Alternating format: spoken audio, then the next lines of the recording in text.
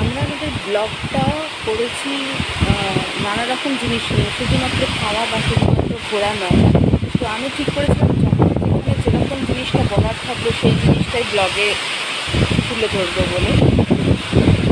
এখন আজ সকাল আজ 18 তারিখ, রবিবার। মুষলধারে বৃষ্টি হচ্ছে, 10টার মতো বাজে।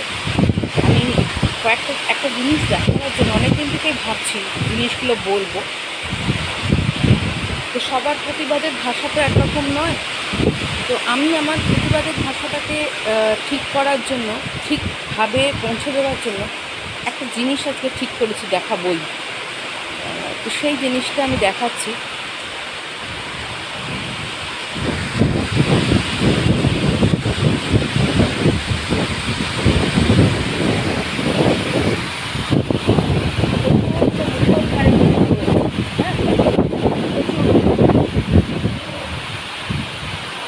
তার মধ্যে এই যে পতাকাটা,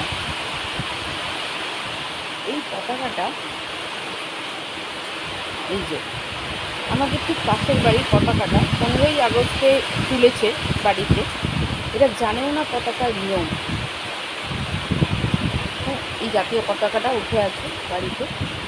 আপনারা পতাকার অবস্থা দেখুন, একটা জাতীয় পতাকার একটা সম্মান আছে।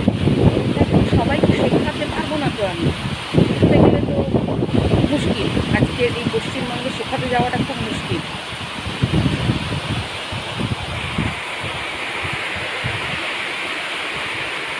একটা জাতীয় পতাকা 15ই আগস্টে তুলেছে। এটা বৃষ্টিতে ভিজছে। 18ই আগস্ট, এখন এটা তোলার নাম। আমার বক্তব্য হচ্ছে এদের জন্য কি ব্যবস্থা নেওয়া যায়। মানে কেউ ল মানবে না, কেউ সংবিধানটাকে মানবে না, যা ইচ্ছা তাই করবে। মুষলধারে বৃষ্টি হচ্ছে সকালে, রবিবার। এটা হচ্ছে টালিগঞ্জ হরিদেবপুর। যাদের বাড়িতে আছে, আমরা থাকি হচ্ছে, যারা এদিকটা চেনো তারা জানো, 41 পল্লীর কাছে একটা শিব মন্দির আছে, শিব মন্দির পিছন দিকে। তো আমাদের পাশে এদের নাম আমার ঠিক সব ডাক নাম চিনি, আর কথাবার্তা সেরম নেই, ভীষণ ঝগড়া করে সব ব্যাপারে। সেজন্য কেউ কারোর মুখ লাগতে চায় না। এখন এই পতাকাটা নিয়ে কিছু বলতে গেলে না শিক্ষা দীক্ষার প্রসঙ্গ চলে আসবে। তো সেই জন্য আমার বিনীত অনুরোধ, পতাকা যদি বাড়িতে তোলো, সেই পতাকার সমস্ত নিয়মকানুন, তার জন্য কী করতে হয়, পতাকার সম্মানটা কীভাবে বজায় রাখতে হয়, সেটা যেন জেনে তারপর বাড়িতে পতাকাটা ওঠাও। মানে 15ই আগস্টে পতাকা তুললে মাটিতে পড়ে থাকে, রাস্তায় পড়ে থাকে, সেগুলো তো মানে সাংঘাতিক কিছু, সেটা আমরা লোকজনকে বলিয়ে। কিন্তু এই যে বাড়িতে পতাকা তোলা, এটা আমরা যখন আমাদের একতলা বাড়ি ছিল তখন আমরা দেখেছি, এবং এটা শুধু না, আরও 2-1টা বাড়িতে। কিন্তু আজকে আমি এবছর আমি অন্য কোনো বাড়িতে দেখিনি। আমি দেখলাম যে 2-1টা বাড়ি তুলেছিল 15ই আগস্ট, তারা নামিয়ে নিয়েছে।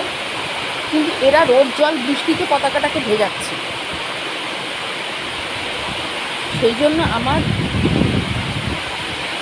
প্রচণ্ড, কি বলবো, মাথা তো গরম এমনি পরিস্থিতিতে হয়ে আছে, এইটা দেখে না আরও মাথা গরম হয়ে যাচ্ছে। সেই জন্য সবার কাছে আমার রিকোয়েস্ট যে আগে জানো, পড়ো জিনিসটাকে। জাতীয় পতাকা মানে কি সেটা জানো। শুধু 3টে রঙ আর একটা মাঝে চক্র নয়, সেটার তাৎপর্য পড়লেই, স্কুলে পড়লেই হয়ে যায় না। তার একটা সম্মান রয়েছে, তার একটা মর্যাদা রয়েছে, সেটাকে জানো। 3তলা বাড়ি বানিয়ে ফেললাম আমরা, সবাই 4জনই সরকারি চাকরি করি, সেটা বললে পতাকার নিয়ম কানুনটা লঙ্ঘন হয়ে যায় না, ছোট হয়ে যায় না, লঘু হয়ে যায় না সেটা। ওই পতাকার সম্মানটাকে রাখতে শেখো। কারণ আমি দেখছি যে যারা, আমি পরশু দিন থেকে বা তার আগের দিন থেকে কন্টিনিউয়াসলি ফেসবুকে লিখে যাচ্ছি যে যিনি ভিকটিম তার ছবি দেবেন না। তার এত কিছু দেওয়ার আমাদের দরকার নেই, আমাদের মনের মধ্যে তার ছবি গেঁথে গেছে, আর ছবি দিয়ে দিয়ে ভিডিও পোস্ট করতে হবে না। তবুও কেউ শুনছে না।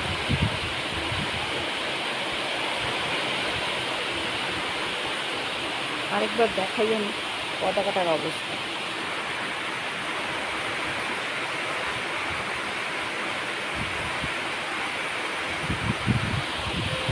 রিকোয়েস্ট, যদি সম্মান করতে না পারেন পতাকাটা ছোবেনও না। হ্যাঁ, এটা ভারতের জাতীয় পতাকা, দয়া করে এটা ছোবেন না।